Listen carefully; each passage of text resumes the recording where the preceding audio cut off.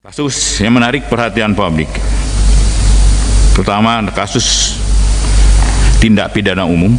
Perkara satu adalah perkara atas nama Muhammad Rizik atau Habib Rizik Muhammad Rizik Syihab HRS dalam perkara pelanggaran kerumunan PSBB, perkara kekarantinaan kesehatan tahap penerimaan SPDP. Atas nama terdakwa Ruslan Buton dalam perkara IT sedang masih dalam proses persidangan di PN Jakarta Selatan. Atas nama tersangka Muhammad Said Didu dalam perkara IT sedang dalam tahap P17. Yang pertama, kasus kerumunan Habib Rizik Syihab. Soal kerumunan ini saya pikir banyak sekali pihak yang sebenarnya ikut andil. Kami sendiri anggota DPR RI, saya Dapil DKI ikut andil. Kenapa? Tidak melakukan edukasi kepada masyarakat betapa bahayanya berkerumun di saat pandemi. Begitu juga banyak pihak lain. Alangkah menurut saya ya nggak kurang pas kalau hanya ditumpukan pada satu orang persoalan tersebut.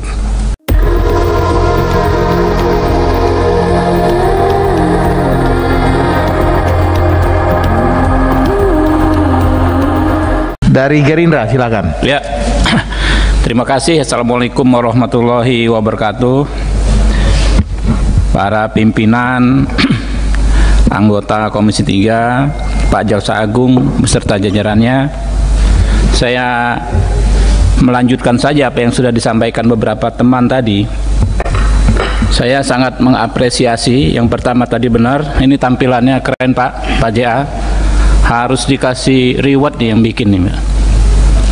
Lalu yang kedua Pak, saya juga sangat mengapresiasi ini hal yang mungkin tahun lalu saya ikut usulkan soal restoratif justice ini Pak.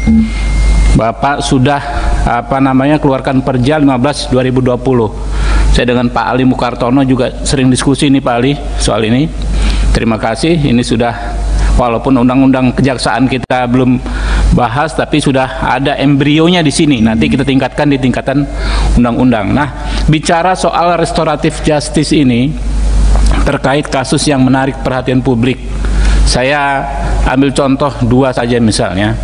Saya berharap ini juga bisa dilakukan dengan pendekatan restoratif justice. Yang pertama, kasus kerumunan Habib Rizik Syihab. Soal kerumunan ini saya pikir banyak sekali pihak yang sebenarnya ikut andil. Kami sendiri anggota DPR RI, saya Dapil DKI ikut andil. Kenapa? Tidak melakukan edukasi kepada masyarakat betapa bahayanya berkerumun di saat pandemi. Begitu juga banyak pihak lain. Alangkah menurut saya ya nggak kurang pas kalau hanya ditumpukan pada satu orang persoalan tersebut. Kemudian saya dengar langsung beliau sudah mengklarifikasi, minta maaf, bahkan saya dengar langsung, kemudian membayar denda.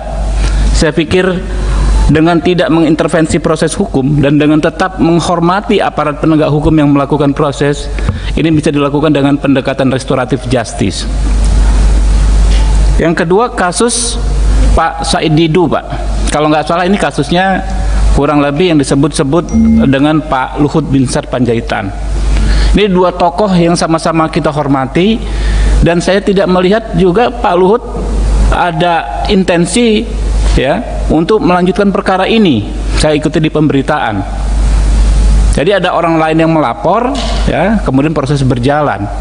Alangkah baiknya apabila dengan pendekatan restoratif justice, kejaksaan mengambil peran yang besar ya untuk mencari titik temu. Ini cuma pernyataan saja kok. Apa sih yang dirugikan dari kata-kata saja? Pak Luhut itu orang yang berjiwa besar ya, saya paham betul ya, orang yang nggak baperan, dan ini saya pikir secara psikologis sudah selesai di antara mereka berdua. Alangkah bagusnya kalau kita maksimalkan instrumen yang sudah ada. Kalau ini kasus-kasus seperti ini menjadi contoh, ini akan dilihat oleh masyarakat, dan saya sendiri punya komitmen Pak, di undang-undang kejaksaan ini harus kita lebih maksimalkan yang namanya restoratif justice. Kemudian Pak, soal tipikor Pak, Terutama kasus-kasus besar yang sudah Bapak berhasil usut, kita apresiasi. Nah, Tipikor ini menurut saya tuntutan maksimal kepada terdakwa benar. Tetapi yang paling penting adalah bagaimana kembalinya aset negara. Saya mau kasih contoh misalnya kasus Asabri. Ini kan calon tersangkanya kan orang yang sama yang sudah dihukum seumur hidup di Jiwasraya, Beni Cokro. Ini orang kalau sudah dihukum seumur hidup, dikasih lagi seumur hidup lagi sama aja. Iya kan, udah umurnya segitu-segitu aja. Tapi bagaimana konsep kejaksaan, ya, semaksimal mungkin mengembalikan kerugian keuangan negara. Lokasi tanahnya di mana, ya, gedungnya di mana, jaminannya di mana, kejar Pak. Itu lebih maksimal. Juga Pak, peran kejaksaan dalam konteks pencegahan, terutama anggaran-anggaran terkait COVID. Kalau dulu saya akui kita sama-sama berpandangan terlalu negatif terhadap TP4 Pak, TP4D, ya. Tapi konsepnya sebetulnya bagus juga Pak.